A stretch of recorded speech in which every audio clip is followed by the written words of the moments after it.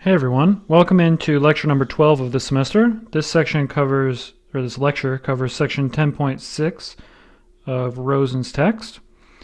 This is about shortest paths, and so we are going to motivate this lecture. There's going to be the whole lecture is basically discussing something called Dijkstra's algorithm. So we're going to motivate this algorithm by starting with a problem. So I'm going to start by I should have had this ready to go, but I'm going to start by taking this graph. So I have this graph, and we are going to try to find a shortest path in this graph, which could be done, we'll find by inspection. But given this graph, here's the question.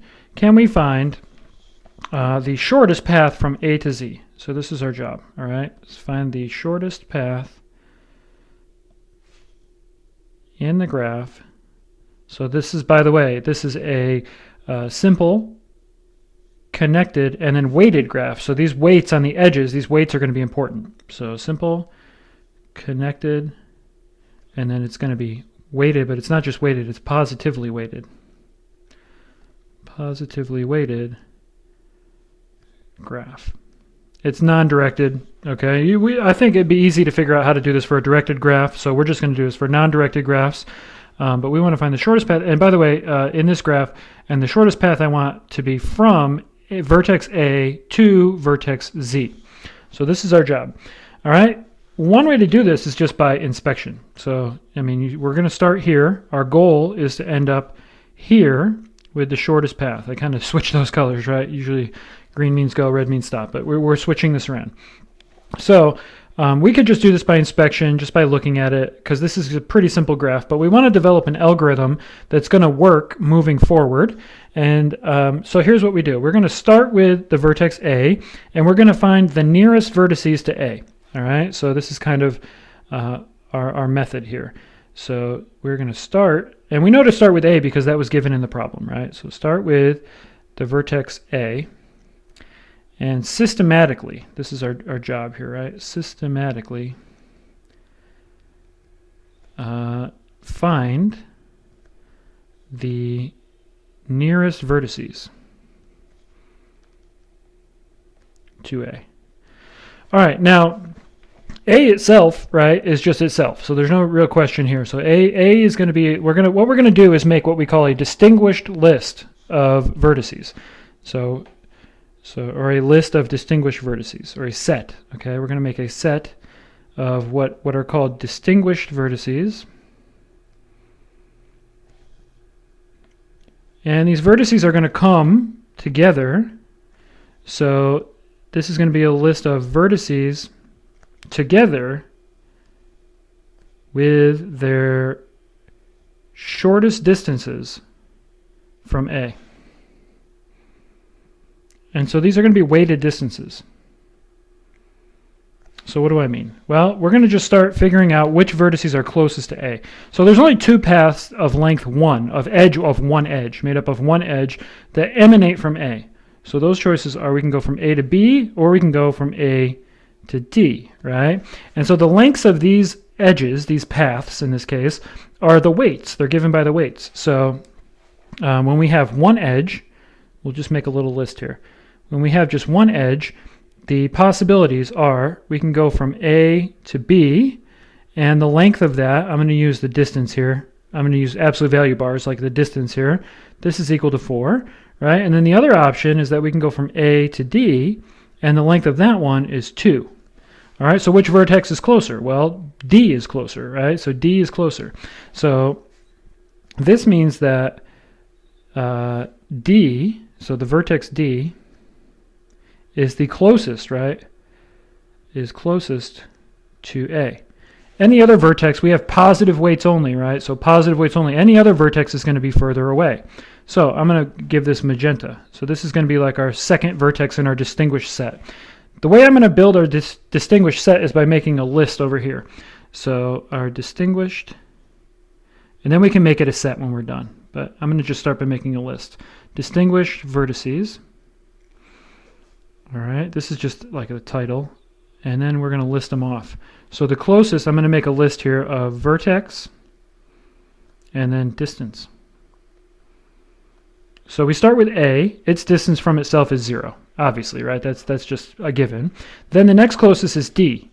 So D is the next closest, and its distance is 2, right? So now what do we do? Well, at this point, once we have both of these vertices in our set, then we can imagine that we have paths. So we can just take this vertex D, right? And we can just go from there. We know that that's the closest, and its distance is 2. So let's then continue to, if we consider this magenta edge to be kind of one object, then we can continue to add one further path, one further edge from each of these, right? So from each end. We have our 4 over here, and over here we add one more edge right here, and we compare these two. All right, so now we're talking, this is still kind of one edge, but the process is we kind of have 2 edges now, right? So, or this might be called step 2. I don't know, you can rephrase this however you want. But now what do we have? We have A to B still is 4. We still have that one, right? We haven't used vertex B yet. So A to B, its distance is still 4. And now we're going to go from A to D, that's already fixed, right? And then from D to E. D to E is the next one, right? So the next one we have is something like A to D to E. Notice how I wrote that, right? We're considering this to already be done. That's our 2, right? That's our closest vertex. So we're considering this is kind of like one vertex now. And what's the length of this one? Well, this one's going to be, it's already 2 plus the length of the next edge, right? So that one's already got a weight of 2 plus the next one, right, is a length of 3. So 2 plus 3. So this is 5. So that means that the vertex E is 5 units away from A, at least going in this direction, right? So which one of these is smaller? These are the only 2 paths now. So we're slowly emanating away from A. These are the only 2 options. Which one's closer? B is closer. So that's our next one in our list, right? So now B gets added to our list with its distance of 4. So down here we go back to our list. We have our B with its distance of 4. All right. What do we do next? Well, now these are the 2 vertices. So we still have this edge that we haven't used yet, right? But we also want to consider, I'll change the color to like a neon green, this edge as well as this edge, right? So now the edges that emanate from B, we've filled in B. Now, just thinking about it, right? Well, but this edge right here has the same weight. So let's just write them all down. So we still have this edge from A to D to E. Now we have from A to B to C and A to B to E. So we're still kind of in the 2 edge region, right? But now we've crossed this one off. So at this point, we still have this one. This one's still there, right? The other ones that we have are A to B to E. That's going to be 4 plus 3. So that's 7. Right? And then the next one we have is A to B and then to C. Up here, right? That's also 4 plus 3, which is 7. All right, well, of these 2, of all these, the 5 is the shortest, right? And so the 5 takes care of our E, our vertex E, right? But it also eliminates this path altogether. That path is not going to be a shortest path. All right, so this edge, at least coming from here, this edge is not going to be included. But what we are going to do is we're going to include this edge now, right? This E as part of our shortest path. So, and C is still hanging out there, right? But its length is 7. So we're not there yet, right? So let's write down, what are we going to add? We're going to add E to our list. And the length, the shortest distance, this should say shortest distance, right? The shortest distance from A to E is 5, not 7, but 5, right? So this is 5. All right, well, let's just kind of fill in, remember where we are here, right? So we've got these 2 endpoints now. We already have kind of eliminated this one, this path here, this edge.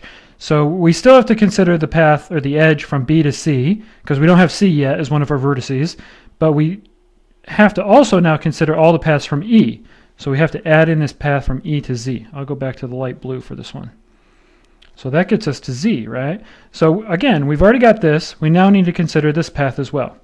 So we just keep writing these down until we've used them all. We've used this one, right? We've used this one now. Kind of cross them off as we go.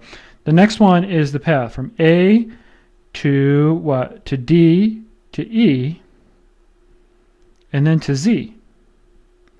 Well, what is this? This whole thing right here is the shortest path from A to E. That's in our table. That's given to us as 5, right? So this one has a length of 5. So this is 5 plus the edge that we add on. Well, the edge that we add on is weighted as 1. So this whole thing adds up to 6. All right, so we can get from A to Z along this bottom path in 6, right? Can we even get to C in 6? No, we're already at 7 by the time we get to C. So guess what? That's our answer, right? We probably already knew that, but so we get here. This is the next edge in our distinguished set. So we come back down here. We write our Z. Our Z has a distance of 6. Now we still have to get to C. We're still not to C yet, right? So from here, we can now get to C going this way, right? Or this way. So let's write down the two options. We can go from A to B to C, or we can go all the way around A, D, E, Z, C. So I'm going to write this like this. The options that we already have A to B to C right here, right? The other option is that we go from A to Z, as we just found, right? From our distinguished vertex set, A to Z, and then to C. All right, well, A to Z is 6, and then that Z to C edge is 2. So that's a weight of 2.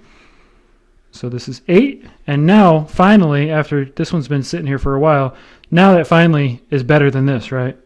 So to get to C, the length is 7. So actually, 7 is the furthest vertex away from A in this scenario, right? So this one is 7. All right, well, let's write down our distinguished set then. So our distinguished vertex set, distinguished vertex set is going to be the following. This is, of course, from A, right? So it's going to be, our set's going to be the following. Ordered pairs, A with 0, right? And then we just go in order. D2, B4, E5, Z is 6 units away, and C is 7 units away. By the way, if there's any ties, then it doesn't matter. You can just write them down in either order. Doesn't matter, right? So this is, you might call this DV, distinguished vertices or something, right? All right, well, the one that we care about the most, the way the question was phrased, is the Z, right? And where did Z come from? It came from this path right here, right? And so the shortest path from A to Z, so to answer our question, now we did it this way so that we could build the algorithm, right? But to answer the question, the shortest path from A to Z is this one. It's the one that goes A to D to E and then to Z. All right, so it goes around the bottom, right? A to D to E to Z. Which we could have, like I said, we could have done this by just inspecting, but what we've done now is we've kind of built an algorithm. And so the algorithm is called Dijkstra's algorithm. So we'll call this an example of Dijkstra's algorithm. But the algorithm is exactly what we just did, okay? So I've got another image down here. This one's got a graph with a whole, it's kind of works through the whole thing for us. So let's take a look at it. This is from the book. Let's take a look at it together and see exactly what it's doing. So the idea here is to, again, determine the shortest path from A. So again, if you're given this problem, shortest path from A to Z. This is a similar looking graph, but it's different. It's a different enough graph, right? And so what you do is you distinguish your vertices one at a time. It's the same way we just did before, right? They've done this by repeatedly redrawing the graphs, and you can see it goes A, B, C, etc. It's building up across the top, next line, next line. All right, so what do? Well, you start with A and 0. It's always going to be the case, right, that you have A and 0, and then you're looking at the distance of the rest of them from that A if you include no edges. Well, the reason that these infinities are here is because it's impossible, right? You can't get from A to B without going along an edge. All right. I suppose if you have a weight of 0, then you could consider that to be length 0 as well. But the weights in general, remember we set up here, are going to be positive for the sake of this setup, right? You can change some of these criteria. You have to just be careful about the consequences. But positive weights, you're not going to be able to leave A, right? and get to another vertex in 0 length. All right, so what do? You distinguish A. You circle it, right? It's been distinguished. Now you consider the lengths from A to all the other vertices with one edge, right? By taking one edge. Okay, well, you can only get to B and to C, same as we had before.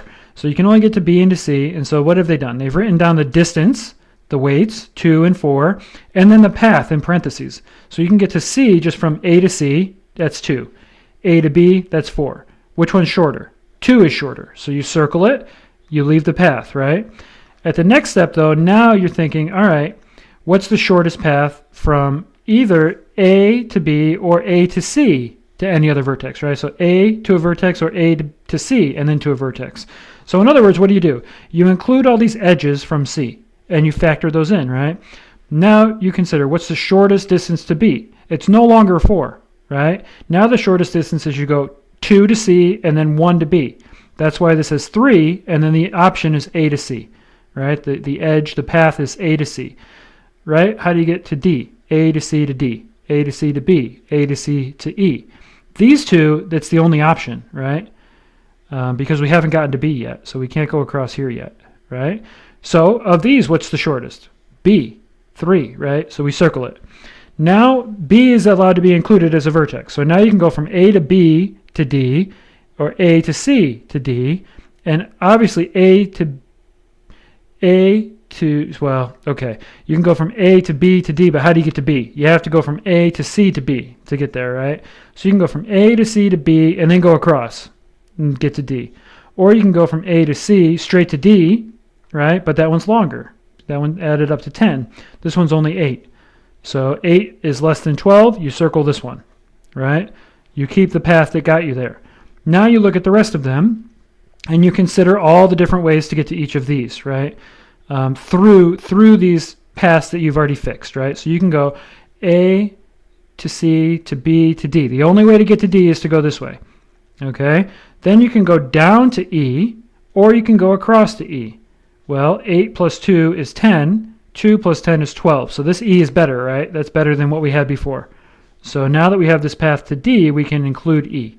So we're just systematically shortening the edges as we go, right? Shortening the paths as we go.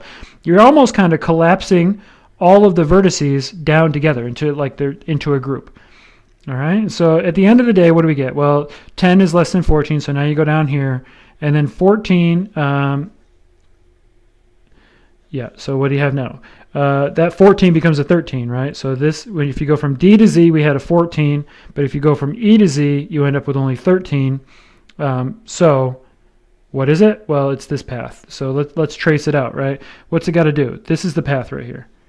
This is the path. So what's it going to do? It's going to go from A to C, and then it's going to go from C up to B, and then it's going to go from B over to D, and then it's going to go from D down to E. It doesn't go straight to Z, right? It goes D down to E, and then it goes over to Z. And that's actually the shortest path from A to Z in this graph, because of the weights, right? Because of the weighted graph. All right, so the idea is, in general, to iterate this. So to iterate this process, you go from vertex to vertex. That's called iterating. And at every step, you then re-look for the shortest path until you've exhausted all your options. You've got to the vertex that you care about, for sure, right? So by the way, if you're trying to find the shortest path from A to D, then you can stop here, right? You don't have to go all the way. You don't have to keep going if this was your desired vertex anyway. But if you're trying to find all the paths, so all the distances of all the vertices, then you have to do them all. Or you have to at least continue until you arrive at the vertex that you were concerned with, right? That you were interested in. So this algorithm, like I said, is called Dijkstra's algorithm. Dijkstra's algorithm. All right. And the idea is, so I've got an image of this. Basically, I think just working through it, doing these two examples and kind of discussing how this algorithm works is probably better than reading this. But I've included this, and this is in your book. So we'll look at this, at least briefly. So what does it say? So the algorithm says, okay, Dijkstra, well, that's somebody's name, right? You start with a weighted, connected, simple graph with positive weights. That's exactly what we said, right? The G has these vertices. It starts at A, it ends at Z, All right, so the last vertex that we care about is Z, and the lengths we're going to call W of Vij, and it equals infinity if there's not an edge in G that connects Vi to Vj. All right, so this is all just criteria for the input, right? The input is this graph G, and then here's the setup of how we're describing G. So we're describing G by its vertices and the lengths from the edges, right? The weights, basically, from vertex to vertex. So, okay, and it goes one by one with these edges, right? So what does it do? It computes the length. It throws some stuff away. I mean, it iterates. It does exactly what we did. So I'm going to let you guys read through this and try to make sense of how this algorithm matches up with what we've just done. All right, but the idea is exactly as we've just described, that you one by one, you work from one vertex to the next closest, right? And then you recompute all your distances, go to the next closest, recompute all your distances, go to the next closest, okay? And as this thing spreads out, at some points you might reach a dead end, you might have to go back and take a different path. It's totally fine, okay? So it's just an iterative method. You just one by one work through all the vertices. So to end this lecture, I'm not going to say too much more because this section is all about just this algorithm, and I think doing it is more useful than just reading this table to you. But to end this lecture, there's a theorem about how much work it takes to perform this algorithm. All right, so this is a theorem about the number of operations, so the number of iterations in some sense that you have to do when you actually perform Dijkstra's algorithm. So when I say operations, I actually mean you have to recompute the distances at every step, right?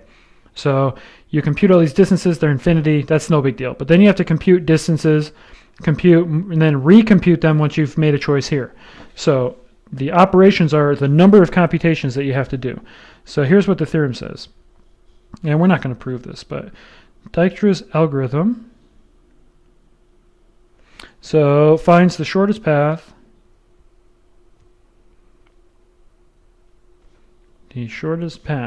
between two vertices, A and B we'll call them, in a connected, same kind of graph we've been talking about, connected, simple, positively weighted graph